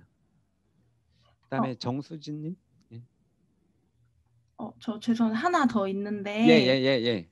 아까 그 질문 받은 거에서 파생된 질문인데 그 산업통상자원부에서 약간 민감하다고 말씀해 주셨는데 그 미국이나 EU에서 이제 탄소 국경세 도입한다는 얘기가 들려와서 근데 우리나라는 이제 수출 위주 제조업 산업이 대부분이잖아요. 근데 이런 산업들의 경쟁력이 떨어지는 걸 더 우려해서 산업통상자원부에서 더욱더 적극적으로 이런 제도적 기반을 더 마련하려는 의지가 더 있지 않을까 저는 이렇게 생각이 드는데 지금 현재 상황은 약간 더 자초 산업을 더 우려하는 분위기인지 좀 궁금합니다. 지금 그 산업통상자원부에서도 그런 부분을 우려를 하고 있고요. 그래서 그런 우려를 해서 지금 올해 초부터 알리100이라고 그래서 우리나라에서도 기업들이 알리100을 할 수 있도록 그 재생에너지를 구매할 수 있는 여러 가지 방안을 조금 물론 제가 볼 때는 문제점이 조금 있는데 어쨌든 그런 방안을 지금은 제안을 하고 이제 시행을 하고 있습니다. 그래서 그런 부분들을 하고 있고 또 하나 온실가스의 탄소세라든지 배출 국경 조정 조치에 대비를 해서 여러 가지 이제 그 관련 산업들하고 논의는 하고 있는 것 같아요. 근데 아직 이제 미국이나 EU도 아마도 아직 한 1, 2년, 미국 같은 게 한 3년 정도 이런 구체적으로 시행되려면은 아직 좀 시간적 여유가 있기 때문에 여러 가지 지금 그 전에 기초 연구 정도의 수준에서 지금 연구를 이제 시작을 하고 있습니다. 예, 다 됐으면 이제 정수진님. 저는 그 에너지 수요 전기화에 관해서 간단하게 질문 드리겠습니다. 그 지금 풍력이랑 태양광 에너지 공급 과잉으로 문제가 되고 있는데 혹시 에너지 수요의 전기화가 이루어지면 이런 부분도 조금 해결이 될 수 있는 건가요? 그 태양광하고 풍력은 지금 사실은 과잉은 아니에요. 근데 이제 물론 이제 과잉 일부 그 제주도 같은 경우는 일부 특정 시간대에 특히 낮 시간대에 이제 수요량에 비해서 공급량이 조금 있기 때문에 이제 일부는 커테일먼트라고 그래서 일부는 이제 차단을 하고 있는데 지금 현재 우리나라 전체 재생에너지 발전량이 전체 발전량이 한 6% 정도밖에 안 돼요. 지금 현재 이제 과잉을 논할 때는 아니고 그리고 이제 그 과잉의 문제를 근데 이제 아까 얘기했듯이 기억할지 모르겠지만 2050년에 제가 생각했던 시나리오에서는 태양광이 300기가와트 그다음에 풍력이 150기가와트잖아요. 근데 그 당시에 지금 현재 아마 통상적으로 우리가 최대 전력이 지금 최대 전력이 100기가와트 정도 나와요. 최대 전력이 그러니까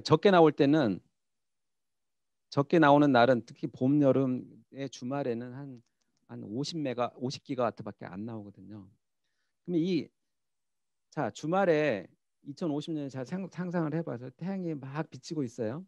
그러면 태양광이 풀로 발전을 해요. 그다음에 이상하게 바람도 많이 불어.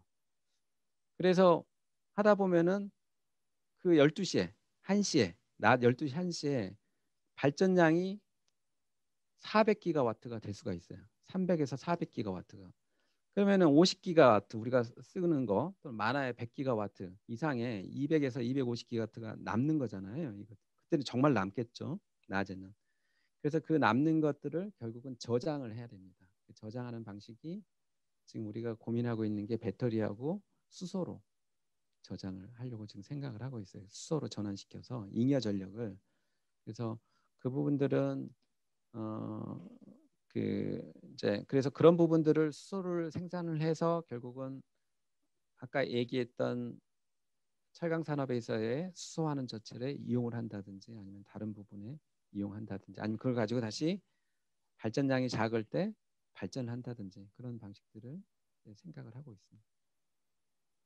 됐나요? 네, 감사합니다. 네. 그다음에 이지우님. 네, 안녕하세요. 저는 질문 두 가지 드리고 싶은데요. 일단 아까 그 국내 풍력 발전이 이제 2050년까지 100배가 되어야 한다라고 말씀하셨는데 이제 거기에 대해서 저는 작년에 우리나라 풍력 발전 실질적인 이용률이 적정 이용률에도 미치지 못하는 걸로 알고 있어서 그게 그러면은 그 적정 이용률을 기준으로 계산된 수치인지 아니면 우리나라의 지금 그 실질적인 이용률을 감안해서 계산한 수치인지 알고 싶고요. 그리고 두 번째로는 이제 우리나라 2030년 NDC 제출이 확정이 되긴 했지만 그리고 상향되기는 했지만 그것도 기준이 물론 BAU 대비해서 절대량으로 바뀌어서 이렇게 기준이 강화된 건 맞지만 어쨌든 그 수치 자체가 EU나 이런 데에 비해서는 현저히 낮은 수준이잖아요. 저는 물론 2050년에 넷제로를 달성한다고 했지만 어쨌든 중요한 건 2030년까지 정말 엄청나게 혁신적으로 탄소 배출량을 감축해야 하는데 그 20%대의 탄소 배출량을 2030년까지 감축하는 수준으로 1.5도씨 목표를 달성할 수 있는지가 궁금하거든요. 그래서 이 두 가지 질문을 드리고 싶습니다. 그 풍력 발전 이용률들은 이제 그러니까 이용률 개념이 뭐냐면은 이게 태양광 같은 경우는 그 낮 시간대만 우리가 하잖아요. 낮 시간대만. 그래서 태양광 발전하는 이제 풀로 100% 풀로 발전한다고 봤을 때 우리가 통상적으로 3.5시간 정도 하루에 발전한다고 봐요.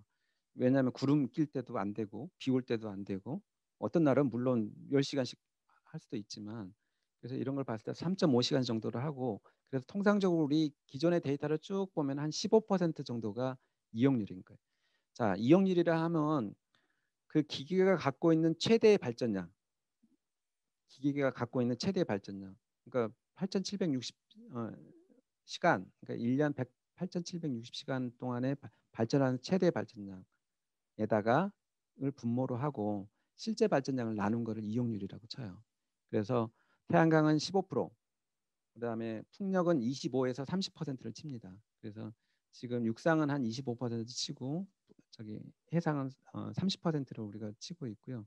그래서 제가 가정했던 거는 태양광은 15%, 해상은 30% 가정을 했는데 이용률이 낮게 나왔다는 거는 약간의 조금 그 자료는 저도 언뜻 본 것 같은데 대부분 한 25에서 30% 해상 같은 거 30%더 나오는데 일부 우리가 해상 풍력은 지금 한 군데밖에 없어요. 우리나라에 탐나 해상이라고 그래서 제주도에 하나밖에 없는데 그게 한 30% 정도 나옵니다. 근데 작년 같은 경우는 한 28% 나온 것 같은데 재작년에는 31%가 나왔어요. 또는 32%가 나오기도 하고 그래서 평균적으로 보면 한 30% 정도가 맞고 그 정도 수준은 크게 이제 과장되지 않은 수치고 두 번째 2030년 상향하는 거 2030년 우리 이번에 이제 12월 말에 NDC 제출했는데 NDC는 똑같이 냈습니다. 상향 안 하고 제출했어요. 2030년 거는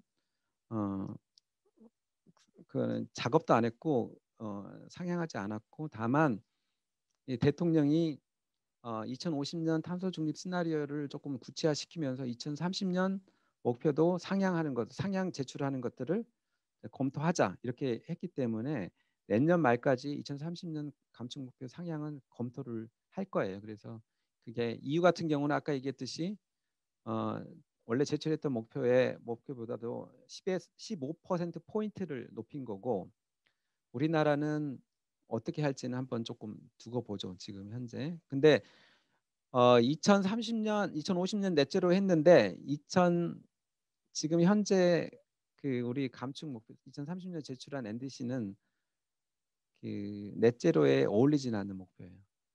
넷제로에 어울리진 않은 지금 5억 3,600만 톤 제출했는데 넷제로에 어울리지 않는 목표고 최소한 앞이 4자리 수가 4억 톤 정도 수준이 돼야지 어느 정도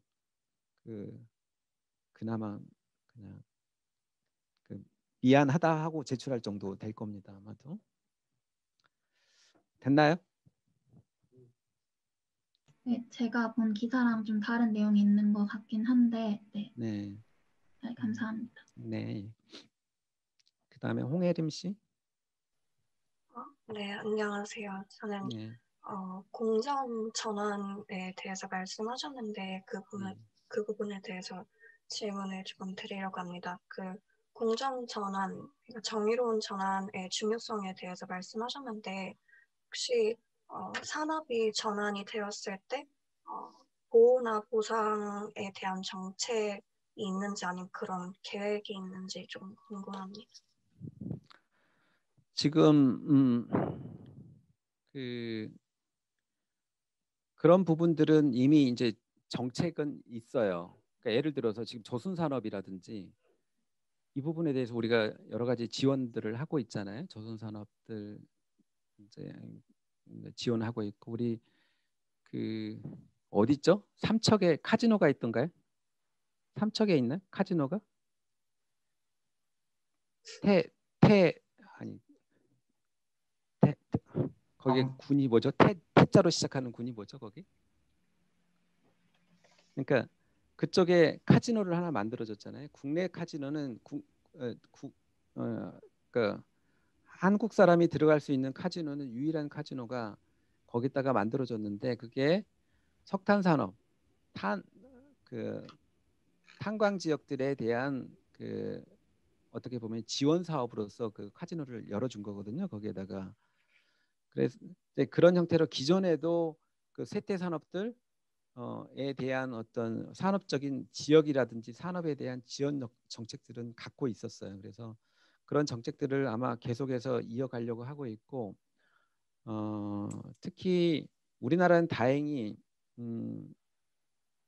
탄광들은 별로 없어요. 이제 남아있는 국내산 탄광은 굉장히 적은 숫자고 다만 석탄 발전소 지역들이라든지 이런 부분들이 주로 이제 영향을 조금 받지 않을까 생각을 하고 있어서 전체 우리나라 석탄 발전소가 한 60기 정도 되는데 그 중에 30기가 충남에 몰려 있습니다. 그래서 충청남도가 굉장히 이런 정의로운 전환, 공정한 전환에 관심이 많이 있고 그래서 그쪽에서도 여러 가지 연구들 또 이런 부분들을 좀 하고 있어요. 감사합니다. 또 지금 현재 그 채팅으로 신청하신 분들은 전부 다 제가 질문하고 답변을 한 것 같은데 뭐 추가적인 질문 있으면은 그냥 자유롭게 좀 하시죠. 아직 뭐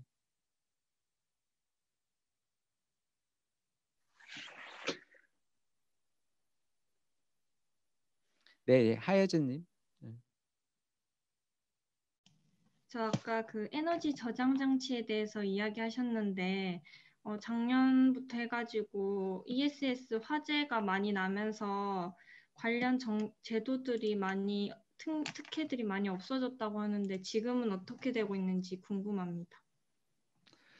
지금 ESS 관련해서는 이것도 굉장히 논란이 많은데요. 그러니까 결국 안전장치, 그러니까 ESS 열 관리하는 게 굉장히 중요한데 화재를 예방하기 위해서는 이 열 관리 시스템이 제대로 작동되지 않고 설치된 데들이 주로 이제 화재가 조금 많이 난 것 같고요.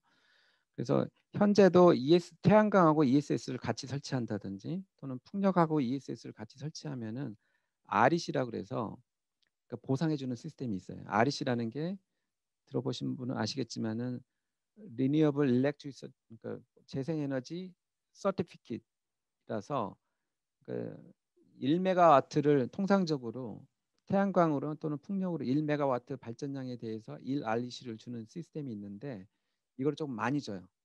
그러니까 태양광 그러니까 ESS를 설치를 하면은 같이 설치를 하면 예를 들어서 원래는 하나만 줄 거를 4.5개를 준다든지 뭐 이런 형식으로 지원 제도는 아직도 조금 갖고는 있습니다. 네, 이 부분에 대해서는 근데 조금 다른 측면에서 좀 논의가 필요한 주제인데 오늘 얘기하기에는 좀 시간적으로 좀 부족할 것 같네요. 네, 감사합니다. 네. 또 저 혹시 앞전 예. 질문과 예, 예. 이어지는 질문인데요. 네. 그 아까 그 산업 부분 하실 때 독일에서는 지금 에너지 전환 과정에서 그 탈석탄 정책을 추진할 때 그 자국에 탄광이 있어서 이 과정에서 많은 갈등이 있을 것 같은데 혹시 독일에서는 이 부분을 어떻게 해결하고 있는지 궁금합니다. 독일에서 굉장히 노력을 했죠. 그러니까 독일이 탄광 지역이 있는데 그 탄광 지역의 또 대부분은 동독 지역에 있어요. 이제 실제 탄광에서 일하고 있는 사람들은 한 2, 3만 명밖에 안 되는데 근데 그 어려운 그 실업률이 굉장히 아직도 높은 동독 지역에 주로 있습니다. 이 부분들이. 그래서 지역 정책적으로 굉장히 그 하기가 어려웠어요. 그래서 1년 동안 탈석탄위원회라는 거를 꾸려가지고 거기는 뭐 이해관계자들도 다 들어오고요. 그다음에 과학자들 뭐 이런 사람들이 전부 다 모여서 이 지역들을 어떻게 전환시킬 것인가, 돈을 얼마를 투입해서 어떤 새로운 산업을 일으켜주고 그다음에 노동자는 어떻게 재교육시키고 할 것인가를 그 프로그램을 만듭니다. 그래서 그 프로그램 만들어서 제가 지금 연도가 헷갈리는데 2019년에 전체적으로 콜 커미션이라 그래서 그 결과를 제출을 하고요. 그래서 탈석탄 시점을 2038년으로 제시를 하고 빠르면 그렇지만 2035년까지 하겠다 이렇게 얘기를 합니다. 근데 그래서 이제 실제 지금 어떤 정책들을 하냐면은 첫 번째는 이제 탄광 지역들 지원하는 정책들이 하고 또 하나는 석탄 발전소를 없애는 정책들을 같이 추진해요. 그래서 지금 어떤 거를 하냐면은 자 경매를 붙였어요. 석탄 발전소 운영이 다 거기는 민간 기업들이잖아요. 민간 기업들. 자 올해 폐지할 석탄 발전소 하면은 돈을 얼마 주겠어. 그래서 경매를 붙입니다. 얼마 받으면은 너희들 할래. 그 자기가 올해는 4기가를 내가 정부에서 폐지를 하겠어. 근데 4기가 그러면 입찰을 받는 거죠. 나는 기가와트당, 나는 메가와트당 뭐 한 50유로 주면은 나는 폐지하겠어.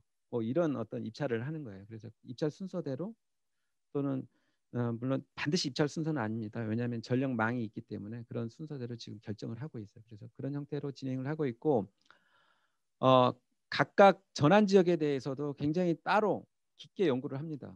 그러니까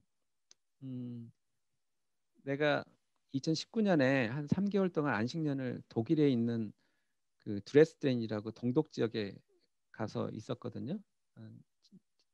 아니 재작년이구나. 2019년 봄 여름에 가 있었는데 그쪽 지역이 동독 지역이고 그 근처 지역이 이제 광산 지역입니다.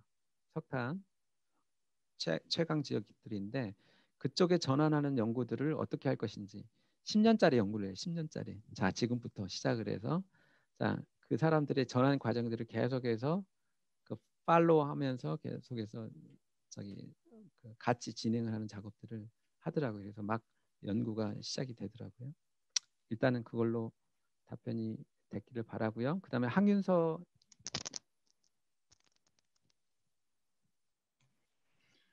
아까 말씀하셨던 제주도 전력 과잉에 대해서 네. 제주도 내에서는 그렇게 일어나지만 전국 단위로 하면 6% 차지한다고 하셨었잖아요. 근데 지금 상태로는 제주도, 속히 말해서 제주도 한 바퀴를 해상풍력 발전소로 삥 둘러서 건설하겠다 약간 이런 게 있는데 그런 거에 대해서 나중에 그런 전력 과잉은 어떻게 해결 방법이 있는지, 그리고 다른 국내, 제주도 말고 국내 육지에서는 더 지을 그런 계획이 없는지, 아니면 제주도에서 그 생긴 전력 과잉을 저장해서 육지에서도 효율적으로 쓸 수 있는지 그게 궁금합니다. 지금 현재 원칙적으로는 제주도에서 남은 전력을 육지로 송전할 수 있게 돼 있어요. 현재. 근데 지금 이제 송전선로가 그 육지에서 그 완도 쪽에서 이제 두 선이 이렇게 들어오는데 할 수 있는데 이론적으로는 가능한데 근데 지금 오는 방향을 바꾸려면 한 6시간 정도 장비를 조금 이렇게 스위치를 교체를 해야 돼요. 그렇기 때문에 현실적으로는 불가능해요. 이렇게 반대 역송하는 게 육지로. 그래서 그런 현재 남는 전력을 육지에서 쓰는 거는 지금 현재 시스템으로는 불가능하고요. 다만 그래서 남는 걸 어떻게 할 거냐. 그래서 지금 제주도에서 이제 실증 연구가 들어가는 게 남는 전력으로 수소를 생산하는, 아까 얘기했던 전기 분해를 해서 수소를 생산하는 것들. 그다음에 ESS를 통해서 저장했다가 저녁에 쓰는 것들 또는 이런 부분들을 지금 생각을 하고 있어요. 근데 문제는 단순히 기술적으로가 중요한 게 아니라 두 가지 이슈가 있어요. 이제 그 제주도만큼의 지금 발전량이 앞으로 10년 내에 그 본토에도 일어날 거예요. 그 정도가 그런 어려움들이 그런 어떤 발전량을 줄이는 일부 커테일을 해야 되는 상황이 10년 내에 본토에서도 이제 발생을 할 거예요. 우리 본토에서도. 그러면 어떻게 해야 되느냐? 단순히 ESS 저장할 거냐? ESS는 비싸잖아요. 그러면은 그때 저장, 그러니까 그 지금은 낮에 저장을 해줘야 되는 거예요. 낮에 저장을. 그러니까 피크 타임이면서도 저장을 해야 되는 거예요. 저장을 하는 것들을 돈을 주고 저장을 하게끔 해주고 그거를 시장 메커니즘에 맡겨서 어떻게 하면은 이제 어느 정도 수준의 그 가격을 실시간으로 결정하게끔 그때 저장 가격을 그러면은 결국은 그 저장이 필요한 만큼의 그 가격 결정이 되면은 그런 어떤 시장 참여자들에 의해서 조금 그 룰인데 그러니까 룰이 아직은 안 만들어졌지만 단순히 ESS만 설치하면 되는 게 아니라 시장에서 그거를 시장 참여자들이 ESS를 설치하게끔 하는 유도하는 정책들이 또 필요합니다. 근데 그 부분은 아직 안 만들어져 있고 2, 3년 내에 그걸 만들려고 노력은 하고 있어요. 네. 그 다음에 제가 고정원님을 내가 아까 넘어가 버렸나요? 다시 질문 한번 해주실래요? 네, 미안합니다. 감사합니다. 네. 네. 네. 저는 다름이 아니라 이게 재생에너지원이 들어서면서 전력 개통망 설비가 추가로 필요한 걸로 알고 있거든요. 근데 이러한 경우에 이제 한전 같은 공기업이 부담을 하게 되는 것인지 아니면 아니면 이제 정부는 어디까지 개입을 하고 지원을 하는지가 궁금합니다. 지금 그거는 국가마다 다 달라요. 국가마다. 그래서 어떤 데서는 그러니까 개통 연계 비용을 내가 발전기만 설치를 해놓고 나머지 그 개통망이 굉장히 송전망이라 그래서 굉장히 조금 고압 볼트로 가는 것들이 있고요. 고압 볼트로. 그래서 배전망이라 그래서 이거를 전압을 낮춰주는 게 있는데 그래서 배전망이라는 게 있거든요. 주요 배전망까지 연결시키는 것들은 현재는 발전 사업자들이 해야 됩니다. 재생에너지 설치 사업자들이 해야 돼요. 지금 현재로서는. 그다음에 배전망을 보강하든가 송전망 보강하는 작업들은 한전에서 하게 돼 있어요. 근데 국가에서 지원하는 건 지금 없습니다. 왜냐하면 국가 지원이 사실은 필요가 없는 게 정당한 거겠죠? 안 그런가요? 이거는 전기라는 거는 결국은 상품인데 전기를 생산하는 데 들어가는 비용들을 전기 사용자들이 전기를 많이 쓴 사람들이 다 부담을 해야 하는 게 맞잖아요. 근데 중요한 거는 국가가 들어간다기보다는 발전 사업자가 할 것인지 개통 운영하는 한전에서 할 것인지 이런 어떤 비용 분담의 문제인 것 같아요. 그래서 조금 더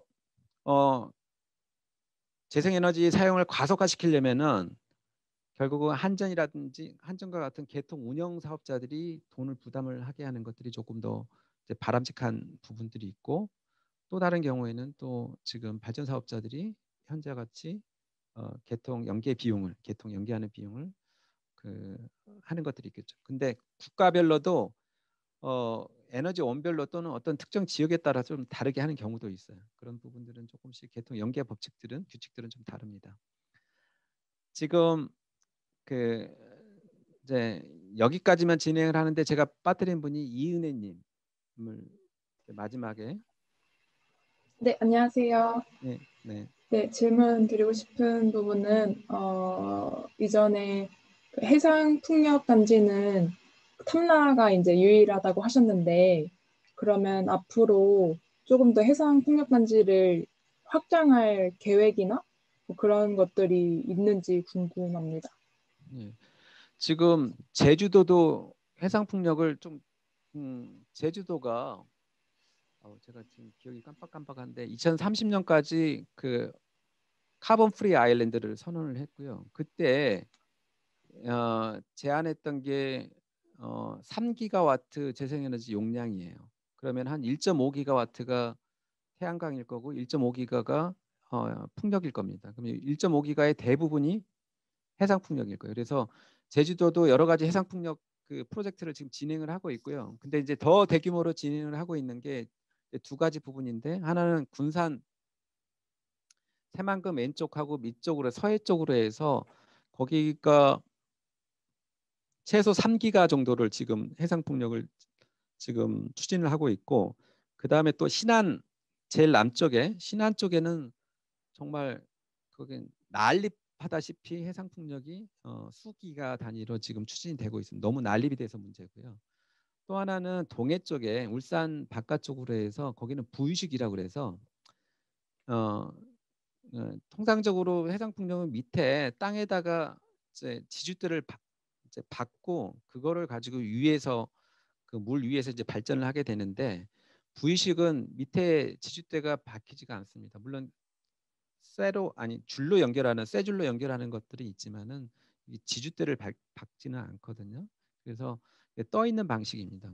그래서 그런 형태로 해서 동해는 워낙 깊기 때문에 통상적으로 30에서 50m 수심이 일반적인 해상 풍력의 최대 수심이에요. 그 이상 가면 경제성이 없어서 전부 다 부유식으로 가야 되는데, 특이해야 되는데, 동해는 굉장히 급격하잖아요. 경사가 해안이. 그래서 동해 쪽은 일반 해상 풍력은 불가능하고 부유식으로 하고 있는데 거기도 6기가와트 정도를 현재를 추진하고 있어요. 그래서 전체적으로 보면은 한 2030년까지 사실은 한 15기가와트를 해야 되는데 목표가 그게 거의 다 해상 풍력으로 지금 추진되고 있다고 생각을 하면 될 거예요.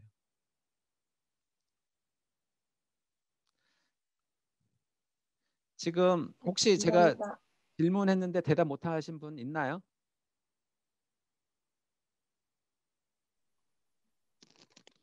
네, 없는 것 같습니다. 채팅창에 하신 분들 질문은 다 답변을 드린 것 같아요. 오늘 수고들 많으셨고요. 남은 일정들 또 재밌게 또 열심히 하시기 바랍니다. 좋은 성과 있기를 바라겠습니다. 수고하셨습니다.